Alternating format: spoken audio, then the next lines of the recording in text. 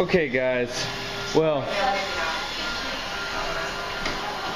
Rosa, my little Roomba here, does not like this carpet, this little area rug. So I'm gonna try to solve that.